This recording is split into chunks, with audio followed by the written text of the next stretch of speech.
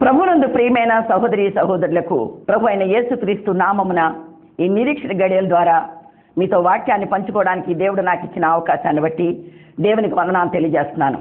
ప్రియులారా, ఈ సమయంలో దేవుని పరిశుద్ధ లేఖన భాగం నుండి మనం ఒక మాట చూద్దాం. చూడండి, 2వ రాజుల గ్రంథము 4వ అధ్యాయము 1 నుంచి ఈ విధంగా ఉంది. అంతటా ప్రవక్తల శిష్యులలో ఒకరి భార్య, నీ దాసుడైన నా పెనిమిటి చనిపోయెను, అతడు యెహోవా యందు భక్తి గలవాడై ఉండెనని నీకు తెలిసే ఉన్నది. ఇప్పుడు అప్పులవాడు నా 2 కుమారులను తనకు దాసులుగా ఉండుటకై వారిని పట్టుకొని పోవుటకు వచ్చి ఉన్నాడని ఎలీషాకు మొరపెట్టుగా, ఎలీషా, నా వలన నీకేమి కావలను, నీ ఇంటిలో ఏమున్నదో నాకు తెలియజెప్పమనెను. అందుకామె, నీ దాసురాలనైన నా ఇంటిలో నూనె కుండ ఒకటి ఉన్నదని, అది తప్ప మరేదీ లేదనెను. ప్రియులారా, చదవబడినటువంటి భాగంలో మనం ఒక విషయాన్ని గమనించాలి. ఈ స్త్రీకి కలిగినటువంటి విపత్తును బట్టి ఎలీషాతో మాట్లాడుతుంది. అయ్యా, నా పెనిమిటి భక్తి కలిగినటువంటి దైవజనుడు, ఇప్పుడు ఆ పెనిమిటి లేడు, నాకు చనిపోయాడు. నా పెనిమిటి నా గృహం నుండి నిష్క్రమించడం జరిగింది కనుక ఇప్పుడు నా పరిస్థితి ఎలా ఉందంటే అప్పుడు వాడు వచ్చి నా బిడ్డలు తీసుకెళ్ళిపోతానంటున్నాడు అంటున్నాడు. గమనించాలి, లోక సంబంధమైన పెనిమిటి కొద్ది రోజులు ఉండొచ్చు, లోక సంబంధమైన పెనిమిటి శాశ్వతంగా ఉంటాడని మనం చెప్పలేము.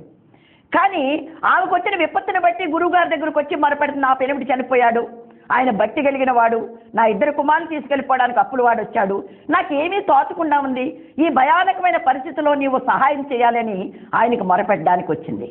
అయితే మనం ఆత్మీయంగా కనుక దీన్ని ఆలోచన చేసినట్లయితే ఆయన ఇర్మియా గ్రంథం 31:2 అంటాడు, నేను వారి పెనిమిటినైనను వారు నా నిబంధనను భంగము చేసిరి. అయితే ఈ లోక సంబంధమైన పెనిమిటి కొద్ది రోజులు ఉండి కొద్ది రోజులు అదృశ్యం కావచ్చు, కానీ దేవుడు ఏమంటున్నాడు తెలుసా, ఆయన మనకి శాశ్వతమైన పెనిమిటి. అంతేకాదు ఆయన నిబంధన ఉల్లంఘనించినంత వరకు ఆయన మనకి పెనిమిటి అయి ఉంటాడు. రెండవదిగా చూసినట్లయితే ఎవరి అప్పులు వాడని చూసినట్లయితే యెషయా గ్రంథము 50:1 అంటాడు, నా అప్పుల వారిలో ఎవరికి మిమ్మల్ని అమ్మివేసి తిని మీ దోషములను బట్టి మీరు అమ్మబడుతుంది. అప్పుల వాడికి ఆ గృహం మీద ఎందుకు అధికారం వచ్చిందంటే దోషములను బట్టి అప్పులు వాడు అకస్మాత్తుగా రావడం అనేది జరిగింది. గమనించాలి, ఈ అప్పులు వాడు రాబట్టే ఈమెకి ఈ విపత్కరమైన పరిస్థితి వచ్చింది. గమనించాలి, దేవుని సన్నిధిలో నా ప్రియమైన సహోదరి సహోదరుడా, అప్పులు వాడు వచ్చినప్పుడు ఆ స్త్రీ హృదయము తల్లడిల్లిపోయింది, భయపడింది. అయ్యో, నా భర్త చనిపోయినా నా బిడ్డలను చూసుకుని సంతోషిస్తున్నానే, నా బిడ్డలు కూడా నాకు దూరం అయితే నేను ఏం చేయగలనని ఆమె ఎంతగానో వ్యాకులు పడుతూ దైవ సేవకుడి దగ్గరికి వచ్చింది. ఎందుచేతనంటే ఈ సమస్య దైవజన దగ్గర మాత్రమే పరిష్కారం అవుతుందని నిర్ణయంతో ఆమె వచ్చింది, విశ్వాసంతో ఆమె వచ్చింది. తన కుమారుల్ని తీసుకెళ్ళిపోవడం తనకి ఇష్టం లేదు. కుమారులు ఎవరు? కుమారులు తల్లి దగ్గర ఉన్నంత వరకు కూడా స్వతంత్రంగా ఉన్నారు వాళ్ళు. అంతేకాదు ఆయన ఆ వారికి తల్లిగా ఉన్నప్పుడు ఆమె కూడా ఎంతో ప్రేమగా వారిని చూసింది. దేవుడు అన్నాడు, నేను నీకు తల్లి లాంటి వాడను. తల్లి మర్చినా మర్చిపోవచ్చు కానీ నేను నిన్ను మరవను. పెనిమిటైనటువంటి వాడు కూడా దేవుడే. ఆయన నిబంధనలు ఉల్లంఘించినంత వరకు ఆయన మనకు పెనిమిటై ఉంటాడు. అప్పులవాడు ఎవరు అంటే మన దోషాలను బట్టి మనము అప్పులవాడు మన దగ్గరికి రాగలుగుతాడు. కుమారుడు స్వతంత్రుగా ఉండాల్సిన కుమారుడు దాసుడిగా వెళ్ళిపోతుంటే ఆ తల్లి తల్లడిల్లిపోయింది. కనుక ఈ రెండిటిని బట్టి ఆమె ఏం చేసిందో తెలుసా? అప్పుడు వాడు వచ్చి బాధ భరించలేకపోయింది. ఒక మాట అంటాడు, హబక్కూకు గ్రంథము 2వ అధ్యాయం 7వ వచనం అంటాడు, వడ్డీకిచ్చు వారు హఠాత్తుగా నీ మీద పడుదురు, నిన్ను హింస పెట్టబోవారు జాగ్రత్తగా వత్తురు, నీవు వారికి దోపుడు సొమ్ముగా ఉందువు. వడ్డీకి ఇచ్చేవాడు అకస్మాత్తుగా వచ్చి పడతాడు. ఎప్పుడైతే మానవుని హృదయంలో దోషం అనేది ఉంటుందో వెంటనే అకస్మాత్తుగా ఏ విపత్తు వస్తుందో ఆ మానవుడికి అది తెలియదు. గమనించాలి. ఇక్కడ ఏమంటున్నాడో తెలుసా? వడ్డీకిచ్చేవాడు అకస్మాత్తుగా వస్తాడు. ఇలా మనం గమనించాలి. మనము దోషములను బట్టి మనం ఎవరికి అమ్మబడ్డాం? సాతానికి, పాపానికి మనము దాసులుగా అమ్మబడ్డామన్నమాట. ఈ పాపములు ఎప్పుడైతే మనం దాసులుగా అమ్మబడ్డామో ఆ పాపం అనేటటువంటి పరిస్థితుల్లో మనం ఉంటాం గనుక, పాపానికి మనం దాసులుగా ఉన్నాము గనుక మన మీద పాపానికి ఏలుబడి అనేది హక్కు వస్తుంది. ఆ ఏలుబడి అనే హక్కు ఏం చేస్తుందో తెలుసా? అది దాసత్వంలోనే మనల్ని ఉంచుతుంది. కనుక అలాంటి పరిస్థితి తన కుమారునికి కలగడం తనకి ఇష్టం లేదు కనుక దైవ సేవకుడి దగ్గరికి ఆమె వచ్చింది. దాస్యము చాలా భయంకరమైనది. అందుకని అంటాడు అపోస్తుల కార్యాలు 7వ అధ్యాయం 6వ వచనం అంటాడు, ఆ దేశస్థులు 400 సంవత్సరముల మట్టుకు వారిని దాస్యమును లోపరుచుకొని బాధ పెట్టిరి. దాస్యానికి వెళ్ళిపోతే నీకు స్వేచ్ఛ అనేది ఉండదు, నీకు స్వాతంత్ర్యం అనేది ఉండదు. అది బాధ పెట్టే దాసత్వం. 400 సంవత్సరములు వారిని బాధ పెట్టిరి అంటున్నాడు. నా ప్రియమైన సహోదరి సహోదరుడా, తల్లి అయినటువంటి దేవుని దగ్గర ఉన్నంత కాలము నీవు స్వతంత్రుడివే. ఎప్పుడైతే నీ దోషమును బట్టి నువ్వు అమ్మబడితివో, ఎప్పుడైతే దోషమును బట్టి నీవు దాసత్వం అనే పాపపు కాడి క్రిందకి వెళ్ళిపోయావో నీకు అప్పుడే బాధ, వేదన, శ్రమ కలుగుతుంది. అందుచేత అంటాడు, దాస్యములో నుంచి విడిపించడానికి కూడా నువ్వెక్కడికో వెళ్ళకూడదు. ఈ స్త్రీ దైవజనుడైనటువంటి ఎలీషా దగ్గరికి వచ్చింది. దేవుని ప్రతినిధిగా ఉన్నటువంటి దేవుని వాక్కులు వినపడే చోటగా వచ్చింది. దేవుని ఆదరణ కొరకు అక్కడికి వచ్చింది. ఆదరించేవాడు దేవుడు, కనికరించేవాడు దేవుడు, కాపాడేవాడు దేవుడు, తప్పించేవాడు దేవుడు, విడుదల చేసేవాడు దేవుడు. ఆ దేవుని వాక్కు చెప్పేట దైవ సేవకుడి దగ్గరికి వచ్చింది. ఎందుచేతనో తెలుసా? దాసత్వం నుంచి విడిపించగల శక్తి, సత్తా ఆ దేవుని కొంది గనక. ఇక్కడ అంటాడు, ఒక మాట అంటాడు, రోమాపత్రిక 8వ అధ్యాయము 20వ వచనం అంటాడు, యాలయనగా సృష్టి నాశనములోనైన దాస్యములో నుండి విడిపింపబడి దేవుని పిల్లల పొందబోవు మహిమ గల స్వాతంత్ర్యం. ఈ పాపపు దాసత్వం గురించి విడిపించబడాలంటే లోకంలో నీ సొంత ప్రయత్నాలు పనికిరావు, కొంత డబ్బు పనికిరాదు, నువ్వు అర్పించే బలుడు పనికిరావు. ఇక్కడ ఏం చెప్తున్నాడో తెలుసా? యాలయనగా సృష్టి నాశనములోనైనా దాస్యములో నుంచి విడిపింపబడి దేవుని పిల్లలగుటకు పొందబోవు మహిమ స్వాతంత్ర్యం ఎక్కడి నుంచి వచ్చింది? దేవుడు ఈ లోకానికి వచ్చి తన రక్తాన్ని, తన ప్రాణాన్ని క్రైదనంగా పెట్టి మనల్ని దాస్యములో నుండి మహిమ స్వాతంత్ర్యంలోనికి ఆయన తీసుకొని రావడానికి ఇష్టపడుతున్నాడు. అయితే ఈ స్త్రీ అంటుంది, అయ్యా నాకు ఈ ఆపద వచ్చింది అని. ఎక్కడైతే ఆ దైవజనుడు దగ్గరికి వచ్చిందో దైవజనుడు అన్నాడు, అమ్మా నా వల్ల నీకేం కావాలని కోరుకుంటున్నావు? నేను నీకు ఏం ఉపకారం చేయాలని కోరుకుంటున్నావు? అయితే నేను ఉపకారం చెయ్యాలంటే నీ దగ్గర ఏముంది, నీ ఇంటిలో ఏముంది అని అడిగాడు. అడిగితే ఆ స్త్రీ ఏమందో తెలుసా? ఏమీ లేదయ్యా, ఒక నూనె కుండ మాత్రం ఉంది, అది మాత్రమే నా ఇంట్లో ఉంది అంది. ప్రియులారా, మనం గమనించాలి, నూనె కుండ ఉన్నంత మాత్రాన అప్పులు తీరిపోతాయా? మనం లోక సంబంధంగా శరీరానుసారంగా ఆలోచించినట్లయితే ఒక్క నూనె కొండ అప్పులు తీరుస్తుందా? లేదు. ఆ నూనె కొండ ఏంటో తెలుసా? తన భర్త విడిచిపెట్టినటువంటి జీవగ్రంథం అయి ఉండొచ్చు, తన భర్త విడిచిపెట్టినటువంటి భక్తికి నమూనా అయి ఉండొచ్చు. ఒక నూనె కొండ ఉంది అన్నది. నూనె పరిశుద్ధాత్మక సాదృశ్యం. అందుకనే అంటాడు ఒక మాట చూడండి, ఈ నూనె ఎక్కడి నుంచి వచ్చింది అన్న విషయం నేను మీ ముందు ఉంచాలని ఆశపడుతున్నాను. ద్వితీయోపదేశ కాండము 32వ అధ్యాయము 13వ వచనంలో ఈ విధంగా ఉంది, చెకుముకి రాతి బండ నుంచి నూనెను దుర్రించెదను. ప్రియులారా, మనం గమనించాలి, చెకుముకి రాతి బండలో నుంచి వచ్చిన నూనె, ఇది పరిశుద్ధమైన నూనె, నిన్ను విడిపించే నూనె. ఈ నూనె లోక సంబంధంగా వచ్చింది కాదు, కానీ చెకుముకి రాతి బండలో నుంచి వచ్చినటువంటి నూనె.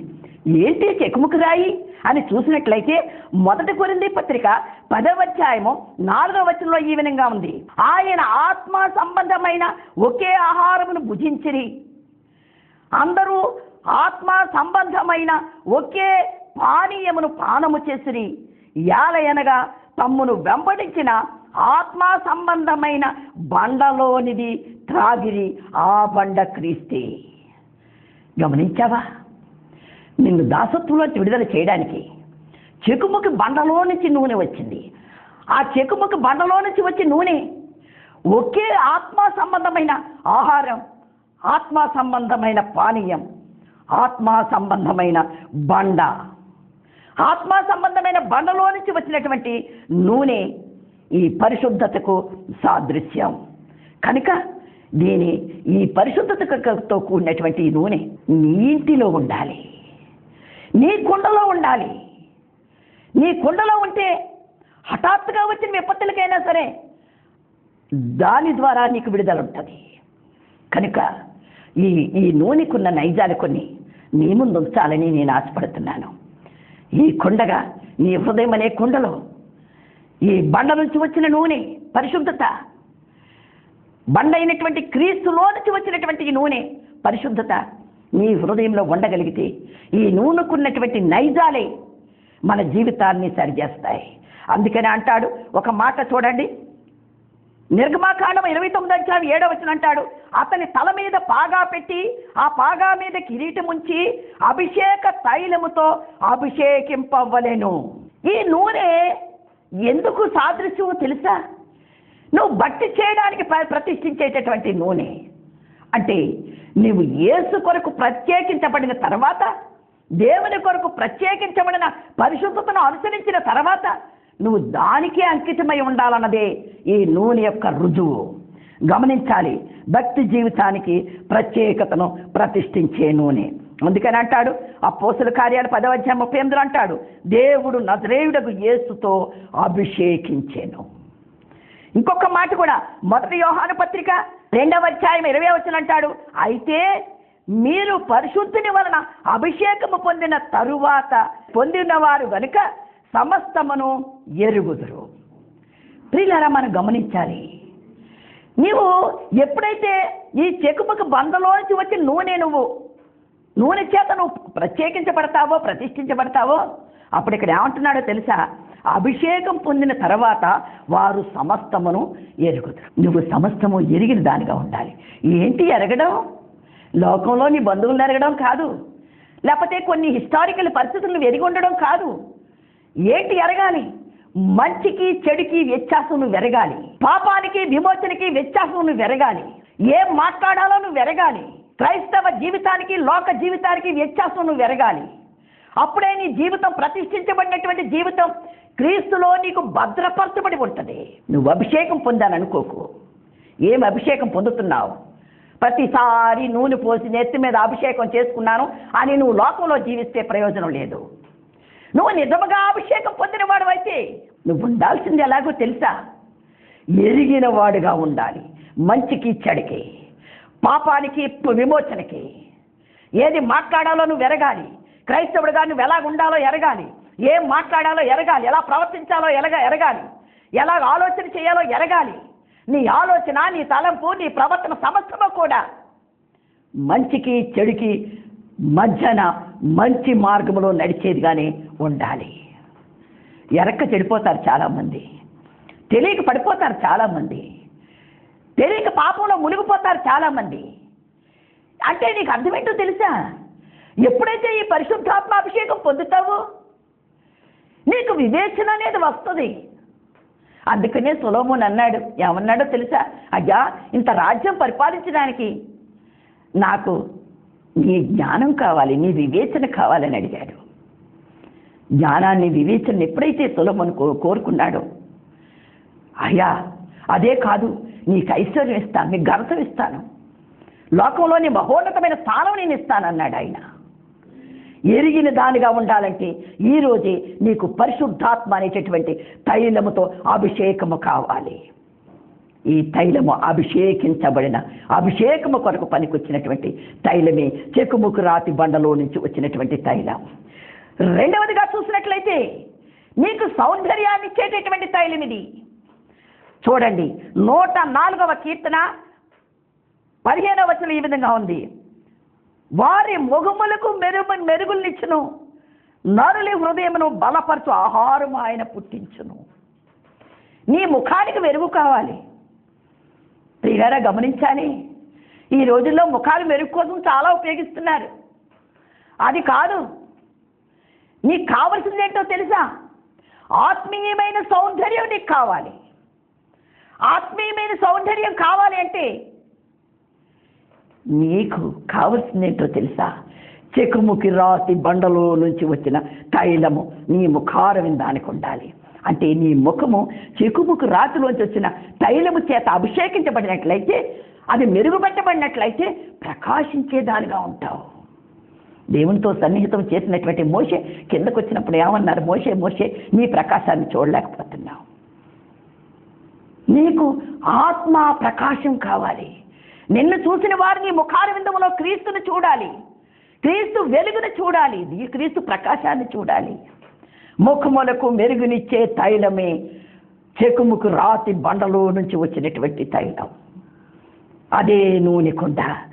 మూడవదిగా చూసినట్లయితే వెలుగునిచ్చే కుండ, వెలుగునిచ్చేటటువంటి తైలము కలిగిన కుండ. అందుకని అంటాడు నిర్గమాకాండము 25వ అధ్యాయము 3వ వచనంలో అంటాడు, ప్రదీపమునకు వెలుగునిచ్చు తైలము. ఇంకొక చోట యోహాను సువార్త 5వ అధ్యాయం 35వ వచనం అంటాడు, అతడు మండుచు ప్రకాశించుచున్న దీపమై ఉండెను, మీరు అతని వెలుగులో ఉండి కొంతకాలం ఆనందించుటకు ఇష్టపడి. గమనించాలి, మన దేవుడు మండుచు ప్రకాశాన్ని ఇచ్చాడట. ఆయన ఎలాంటి వాడంటే మండుచు ప్రకాశం ఇచ్చినటువంటి దీపమై ఉన్నాడు. నువ్వు లోకంలో ప్రకాశిస్తున్నావా? నీ క్రియల ద్వారా ప్రకాశించాలి, నీ ప్రవర్తన ద్వారా నువ్వు ప్రకాశించాలి. నీలో ఉన్నటువంటి ప్రతి అవయవం కూడా ప్రకాశించేదిగా ఉండాలి. నీ ఆలోచన, నీ తలంపులు, నీ ప్రవర్తన సమస్తము కూడా ప్రకాశించే నైజం కలిగి ఉండాలి. అంటే చెకుముకి బండలో నుంచి వచ్చినటువంటి నూనె నీ ముఖార విందానికి మెరుగు పెట్టబడి ఉండాలి. వెలుగునిచ్చేటటువంటి తైలముగా మన జీవితం ఉండాలి. కనుక ఆ నూనె కలిగినటువంటి కుండ, ఆ కుండ ఆనందాన్ని ఇచ్చేటటువంటి నూనె. ఇది ఆనందాన్ని ఇచ్చేటటువంటి నూనె. కనుక అంటాడు యెషయా గ్రంథము 61వ అధ్యాయము 3వ వచనం అంటాడు, దుఃఖమునకు ప్రతిగా ఆనంద తైలమును. దుఃఖమునకు ప్రతిగా ఆనంద తైలం, ఆ తైలము కలిగినటువంటి కుండ ఈ కుండ. కనుక దేవుని పరిశుద్ధ గ్రంథంలో ఈ స్త్రీ అంటుంది, అయ్యా మా ఇంట్లో నూనె కుండ తప్ప మరేది కూడా లేదు. నూనె కుండ ఒక్కటే ఉంది. గమనించాలి, మనం ఆత్మీయంగా ఆలోచన చేసినట్లయితే ఈ నూనె కుండ ఒక జీవగ్రంథం అయి ఉండొచ్చు, లేదా తన భర్త విడిచిపెట్టిన భక్తికి సంబంధించిన నమూనాలు ఏదైనా అక్కడ ఉండి ఉండొచ్చు. ఎప్పుడైతే దైవ సేవకుడు చెప్పాడో అప్పుడు వచ్చి ఆ కుండను వారు చూడగలిగారు.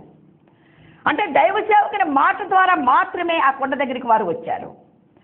ఆ కుండలో ఉన్న దాన్ని అభివృద్ధి పరచాలని సంకేతం వచ్చింది. చెప్పాడు దైవజనుడు, ఏం చెప్పాడో తెలుసా? ఆ నూనె కుండ తీసుకోండి, పక్కనున్న ఖాళీ కుండలన్నీ తీసుకురండి, మీ ఇంట్లో పెట్టండి, వాటిని ఈ నూనె పోస్తూ ఉండండి. దొరికినంత మట్టుకు ఖాళీ కుండలన్నిటిలోనూ కూడా నూనె నింపమన్నాడు ఆయన. ఈ యొక్క తండ్రి, ఈ యొక్క కుమారులు, తల్లి కూడా ఖాళీ కుండలన్నీ కూడా లోపలికి తెచ్చారు. లోపలికి తేవడం మాత్రమే కాదు, వారు ఈ కుండలోని పోయడం ప్రారంభించారు.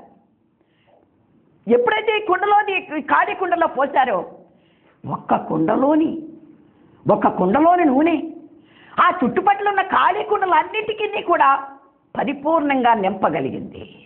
ఎందుచేత ఒక దైవ సేవకుడు మాట, ఓ శక్తి కలిగినటువంటి దైవ సేవకుని మాట ఈ కుండలో నూనెను అభివృద్ధి పరిచింది. అందుచేత ఈ అభివృద్ధి ఎప్పటి వరకు వచ్చిందంటే పక్కనున్న ఖాళీ కుండలన్నీ నిండే వరకు కూడా ఈ అభివృద్ధి అలాగా వస్తూనే ఉంది.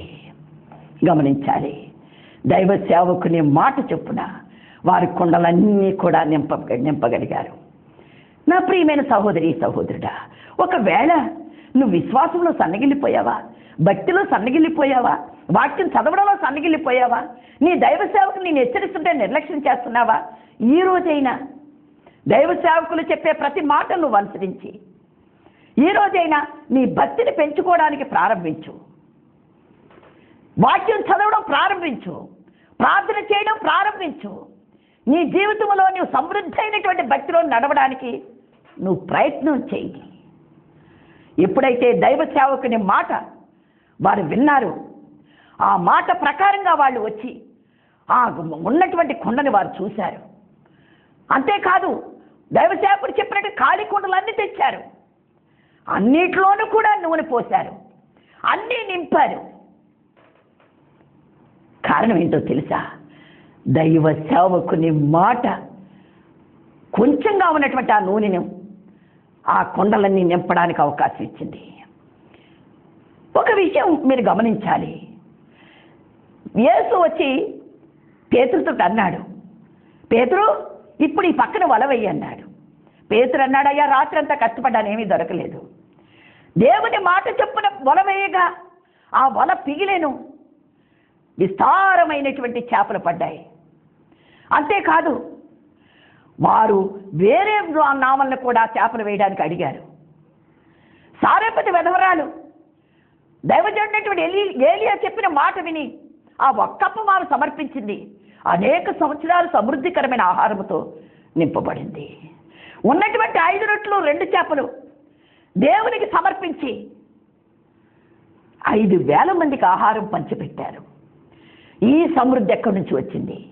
దేవుని దైవ జనుని నోటి నుండి వచ్చిన శక్తి కలిగినటువంటి మాట అక్కడ సమృద్ధిని చూడడానికి అవకాశం ఇచ్చింది. అదేవిధంగా ఈ స్త్రీ కూడా ఎప్పుడైతే దైవ సేవకుడు చెప్పాడో, నీ కుండలో నూనె కొరకు అనేక కుండలను సమకూర్చు, ఖాళీ కుండలు అన్నాడు, ఖాళీ కుండలన్నీ కూడా నింపబడ్డాయి. మరలా దైవ సేవకుడి దగ్గరికి వెళ్ళిన తర్వాత ఆయన అన్నాడు, నీకు అప్పులు అన్నీ తీర్చుకోగా అవి అమ్మేసి అప్పులన్నీ తీర్చుకో, తర్వాత నువ్వు బ్రతకడానికి కూడా ఆధారం అదే అన్నాడు. నా ప్రియమైన సహోదరి సహోదరుడా, ఏ భక్తి అయితే ఆధారం చేసుకుని నువ్వు బ్రతుకుతున్నావో, ఎన్ని సంవత్సరాలు బ్రతికినా నీ సమృద్ధి అయినటువంటి భక్తితో నువ్వు ఉండాలన్నదే దేవుని సంకల్పం. ఖాళీ బాణలు నింపబడిన తర్వాత ఆ విందులో గొప్ప ఆధిక్యత వచ్చింది. ఈరోజు కూడా నీ జీవితానికి ఒక ఆధిక్యత కావాలంటే, నీ జీవితానికి నీ భక్తిని పెంపొందించుకోవడానికి ప్రయత్నం చేయి, నీ విశ్వాసాన్ని పెంపొందించుకోవడానికి ప్రయత్నం చేయి, నీ నమ్మకాన్ని పెంపొందించుకోవడానికి ప్రయత్నం చేయి. దేని ద్వారా? దైవ సేవకుల మాట ద్వారా, జీవ గ్రంథపు వాక్యము ద్వారా. నీ జీవితంలో ఈ విధంగా పెంపొందించబడిన భక్తి, విశ్వాసం, నమ్మకం, నిరీక్షణ నీకు ఉండగలిగితే నీ జీవితంలో అప్పుడు వాడు నీ దగ్గరికి రావడానికి అవకాశం లేదు. నీ జీవితం, ఆత్మీయ జీవితంలో నువ్వు బలపరచబడతావు, సమృద్ధి పొందుతావు, అనేక సంవత్సరాలు బ్రతకడానికి ఆస్కారం దొరుకుతుంది. నీ జీవితంలో దేవుడు ఈ వాక్యాన్ని ఆశీర్వదించి దీవించాలని కోరుతూ నా మాటలు ముగిస్తున్నాను. ఈ మాటలు దేవుడు ఆశీర్వదించి దీవించునుగాక. ఆమేన్.